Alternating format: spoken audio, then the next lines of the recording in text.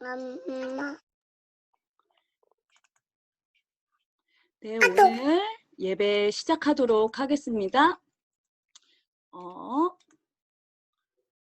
오늘 한 팀 된 그리스도의 일꾼입니다. 고린도전서 4장 1절부터 6절까지의 말씀 봉독해 드리도록 하겠습니다. 사람이 마땅히 우리를 그리스도의 일꾼이요 하나님의 비밀을 맡은 자로 여길지어다. 그리고 맡은 자들에게 구할 것은 충성이니라. 너희에게나 다른 사람에게나 판단받는 것이 내게는 매우 작은 일이라. 나도 나를 판단하지 아니하노니 내가 자책할 아무것도 깨닫지 못하니 이로 말미암아 의롭다함을 얻지 못하노라. 그러므로 때가 이르기 전 곧 주께서 오시기까지 아무것도 판단하지 마라. 그가 어둠에 감추인 것들을 드러내시고 마음의 뜻을 나타내시리니 그때 각 사람에게 하나님으로부터 칭찬이 있으리라. 형제들아, 내가 너희를 위하여 이 일에 나와 아볼로를 들어서 본을 보였으니 이는 너희로 하여금 기록된 말씀 밖으로 넘어가지 말라 한 것을 우리에게서 배워 서로 대적하여 교만한 마음을 가지지 말게 하려 합니다. 아멘. 태영아 친구들 안녕하세요. 네, 다 안녕하시죠? 오늘은 한 팀 된 그리스도의 일꾼들이라는 제목으로 말씀을 나눌 거예요. 근데 오늘 본문이 고린도전서 4장 1절부터 6절까지의 말씀인데요. 이 고린도전서는 누가, 왜, 누구에게 쓴 것인지 함께 먼저 말씀을 나누어 보도록 할게요. 저는 알아요. 그렇구나. 자, 이 글은 먼저 누가 어디에 쓴 글일까요?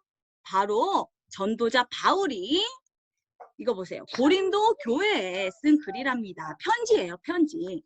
그렇다면 왜 이 편지를 고린도 교회에 썼을까요? 고린도 교회는요, 이렇게 분열되고요, 파가 나누어지고요, 음식 문제와 결혼 문제와 음행의 문제와 은사의 문제, 이런 것들로 시끄러웠었어요. 은사라고 하는 것은요, 여기 은사라고 하는 것은 하나님께서 값없이 주시는 선물을 말하는데, 예언을 한다든지 그리고 또 방언을 한다든지 다른 사람의 방언을 해석해 준다든지 또 병을 고쳐준다든지 하는 그런 것들을 얘기해요. 이런 게 성경 속에 나오는 은사의 내용인데요. 고린도 교회 사람들이 이런 은사를 가지고 어떻게 했는지 은사 경쟁을 했어요. 내 은사가 더 좋아. 내가 더 은사를 많이 받았어. 내 말이 맞거든. 막 이렇게 서로 누가 더 지혜로운지 막 다투고 했답니다. 바울은 이 고린도 지역에서의 사역을 다 마치고 이제 에베소 지역에서 전도를 하던 중에 이러한 소식을 듣게 돼요. 그래서 바울이 복음을 놓치고 영적인 힘을 잃어버린 고린도 교회의 사람들에게 안타까운 마음으로 이렇게 편지를 쓰게 된 것이 고린도전서라고 하는 성경입니다. 그래서 고린도전서 1장에는요. 그리스도파, 베드로파, 아볼로파 나누지 마라. 그리스도께서 이렇게 편을 나누신 적이 없다라고 말하면서 진정한 지혜가 무엇인지 그것에 대해서 이야기하고 있어요. 세상의 그 어떤 지혜로도 하나님을 알지 못함으로 하나님께서는 전도라고 하는 미련한 것을 택하셨고 이 미련한 것을 통해 예수가 그리스도 되심을 믿는 자들을 기뻐하길 원하신다고 하셨어요. 그리고 그리스도를 전하는 것은 유대인들에게는 거리끼는 것이고 이방인들에게는 미련한 것이지만 오직 부르심을 받은 자들에게는 그리스도는 하나님의 능력이고 하나님의 지혜라고 말씀을 하셨어요. 그래서 서로 자신이 지혜로운 자라고 막 이렇게 다투고 있는 고린도 교회 성도들에게 진정한 지혜는 그리스도라고 이야기해 준 거예요. 그러니 너희는 육신의 것을 자랑하는 육신의 사람이 되지 말고 성령으로 주시는 영적 비밀을 가진 성령의 사람이 되라. 그리고 이렇게 이어서 2장, 3장에서는 이야기를 해주고 있는 겁니다. 그리고 이제 4장에서는요. 일꾼에 대해서 이야기해주고 있어요. 잠깐만요, 리안아. 4장에서는요. 고린도 교회가 육신의 다툼 때문에 잃어버리고 있었던 전도 운동을 회복하길 바라는 마음으로 그리스도의 일꾼이 되길 부탁을 했던 거죠. 그래서 바울이 여기 고린도 지역은 바울이 두 번째로 전도 여행을 떠났을 때 갔던 곳이고, 다른 것을 말하지 않고 오직 복음만 말하겠다고 결단하고 들어갔던 곳이에요. 하나님께서 그곳에 이렇게 교회를 세우셨고요. 여러 명의 중요한 일꾼들이 세워지게 하셨어요. 로마서 16장에는 별명을 가진 많은 믿음의 일꾼들이 나와요. 그 중에 혹시 동역자라고 하는 별명을 가진 부부 혹시 아시는 친구 있을까요? 맞아요. 브리스길라, 아굴라 부부예요.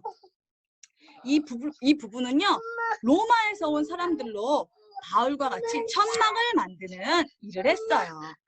근데 이들은 중직자 부부였는데, 이들은 중직자 부부였는데, 바울이 가는 사역지마다 함께 하면서 바울을 돕고요.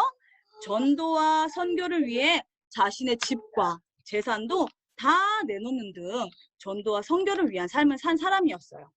그리고 예수가 그리스도 되심을 정확히 알지 못하는 아볼로라고 하는 목사님에게 정확히 복음을 설명해줘서 예수가 그리스도라고 힘있게 증언하는 주의 종으로 세우고, 이 아볼로를 바울이 떠난 고린도 교회에 목사님으로 세워지게 하는 그런 일에 도움을 주기도 했어요. 그리고 보호자라고 하는 별명을 가진 집사님도 있었는데 바로 베베라고 하는 여자 집사님이었고요. 식주인이라는 별명을 가진 사람은 가이오라고 하는 사람인데요. 모든 교회를 먹이고 돌볼 만큼 하나님의 축복을 많이 받은 사람이었지요. 이렇게 일꾼들이 세워지고 하나님의 역사가 나타났던 고린도 교회가 복음을 놓쳐버리고 하나님의 언약을 놓쳐버리게 되니까 사단에게 속아서 이렇게 육신적인 다툼으로 교회가 나누어지고 있었던 거예요. 교회 안에서 다툼을 스스로 해결하지 못해가지고 저기 법원에까지 가가지고 막 재판도 받고 이렇게 하는 슬픈 일도 일어나고 있었다고 해요. 근데 이런 분열의 중심에는 아까 잠깐 얘기했던 그리스도파, 게바파는 베드로파예요. 베드로파. 그리고 바울파, 아볼로파로 나누어지게 되었던 사건이 있었다고 했죠. 그러면서 바울을 사도로 인정하지 않고요. 그리고 막 바울을 비방하고 비판하고 그렇게 하는 소리도 있었나 봐요. 뭐라고 얘기했냐면, 그 바울 목사님 말이야, 설교하시다가 막 쓰러진다. 그리고 예수님께서 택하신 12사도도 아니잖아. 맞아. 그리고 막 그 목사님 설교도 잘 못하시는 것 같아. 막 이렇게 막 비판했어요, 목사님. 그래서 바울이 이러한 소리를 듣고 편지를 썼는데, 내가 가진 질병은 하나님께서 내게 하나님의 은혜가 족하게끔 나에게만 주신 특별한 은혜다, 이렇게 얘기했어요. 그리고 이것을 위해서 더 이상 눈물을 흘리고 기도하지 않고 오히려 자랑을 한다고 했어요. 그리고 내가 예수님께서 택한 12사도 중에 한 사람은 아니고 예수님께 직접 훈련받은 제자도 아니지만 분명히 나는 예수님을 만났다고 얘기했어요. 그리고 내가 말을 잘 못하는 건 맞지만 그렇다고 내가 가진 그리스도에 대한 지식이 부족한 것은 아니라고 자기에 대해서 비판하는 모든 내용에 대해서 당당하게 답변을 했어요. 그러면서 모든 교회 안에서의 갈등은 목사님과의 갈등에서 많이 일어나기 때문에 거기에 속지 말고 주의 종들을 그리스도의 일꾼이요 하나님의 비밀 맡은 자로 여기라고 했어요. 그리고 나중에 예수님께서 오셔서 모든 것을 심판할 것이니까 주의 종을 비판하고 판단하지 말라고 했어요. 그리고 고린도 교회의 성도들 모두가 그리스도 안에서 목사님과 하나 되어서 전도 운동을 함께하는 일꾼이 되어야 한다고 얘기를 했어요. 태영아부 친구들, 우리 친구들도요, 오늘 바울의 편지 내용을 우리 친구들 마음속에 잘 담길 바래요. 아직은 어려서 목사님을 비판하고 판단하고 그러진 않겠죠. 하지만 어른이 되어서도 그런 집사님이 되거나 그런 중직자가 되면 안 되겠어요. 사단은요, 목사님과의 관계 속에서 우리를 자꾸 속이고요. 시험 들게 해서 결국 교회를 떠나게 만들어요. 맞아요. 여기 김상민 목사님, 홍준희 목사님 나오시죠? 이 목사님들을요. 하나님께서 세우신 그리스도의 일꾼으로 알고 그 부족함이 보이더라도 우리가 기도하면서 돕고 힘주는 중직자들이 또 렘넌트들이 돼야 되겠어요. 여기 누구지? 류한세 중목님이랑 이현재 전도사님도 여기 보여요. 그래서 그리고 우리도 그리스도의 일꾼 된 목사님과 하나 되어서 한 팀이 되어서 우리 지역을 살리고 세계를 살리는 전도운동을 감당해가는 일꾼이 되어야 해요. 주의 종을 따라가면서 강단 말씀을 따라가면서 그리스도의 비밀 맡은 자로 우리가 있는 곳곳에 먼저 말씀을 전하는 전도자와 사역자로 우리가 먼저 서야 되는 게 하나님의 뜻인 거예요. 우리 목사님과 중직자분들 그리고 우리 렘넌트들 우리 어리지만 기도할 수 있죠?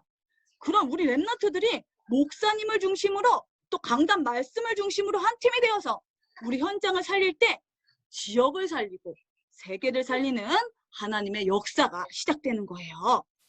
혹시 우리 친구들 록펠러라고 하는 사람의 이야기를 들어본 적 있나요? 록펠러는요. 1839년 미국에서 태어난 미국의 서교 왕으로 불린 만큼 아주 유명한 사람인데요.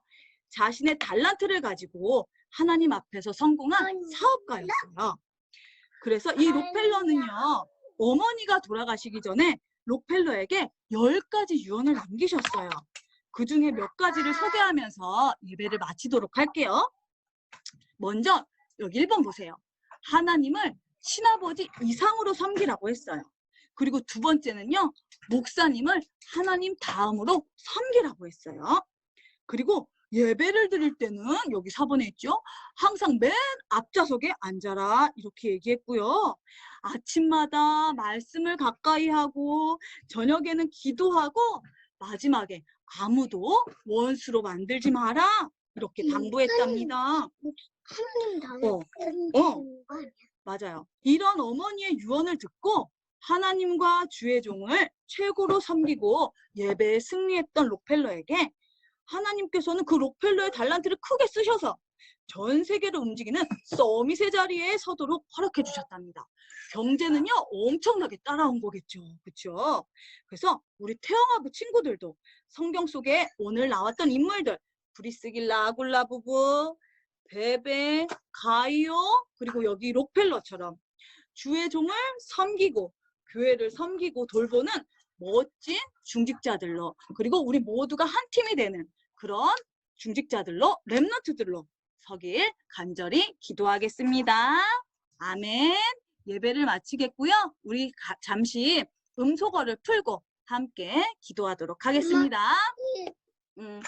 하나님 아버지 감사합니다. 여기 예배를 드립니다. 하나님 아버지 아직 잠깐 어리지만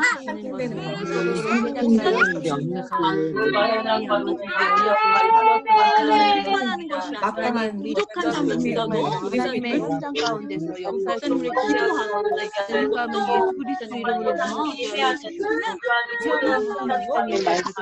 하나님 사단의 모두가 한 팀이 되어 양육할 때 하나님 아버지가 지역을 주시는 살리고 지혜와 복을 가지고 양육할 수 있도록 영적인 힘을 주시옵소서. 감사합니다. 예수 그리스도 이름으로 기도했습니다. 아멘. 우리 주기도문 성구암송입니다. 우리 성구암송은요 오늘 빌립보서 3장 20절 말씀입니다. 다 같이 읽어보도록 할게요. 그러나 우리의 시민권은 하늘에 있는지라 거기로부터 구원하는 자 곧 주 예수 그리스도를 기다리노니. 우리 한 번 더 읽어봅시다. 그러나 우리의 시민권은 하늘에 있는지라 거기로부터 구원하는 자 곧 주 예수 그리스도를 기다리노니 그랬어요. 오늘 말씀 함께 묵상하면서 우리 승리하는 하루 보내시길 바랄게요. 우리 주기도문으로 예배 마치겠습니다. 하늘에 계신 우리 아버지여, 이름이 거룩히 여김을 받으시오며 나라가 임하시오며 뜻이 하늘에서 이루어진 것 같이 땅에서도 이루어지이다. 오늘 우리에게 일용할 양식을 주시옵고 우리가 우리에게 죄 지은 자를 사하여 준 것 같이 우리 죄를 사하여 주시옵고 우리를 시험에 들게 하지 마시옵고 다만 안에서 구하시옵소서. 나라와 권세와 영광이 아버지 영원히 있사옵나이다. 아멘. 예배를 마쳤습니다. 네, 오늘 감사합니다. 아멘. 승리하세요. 허지사님 기록 중지 좀 해주세요.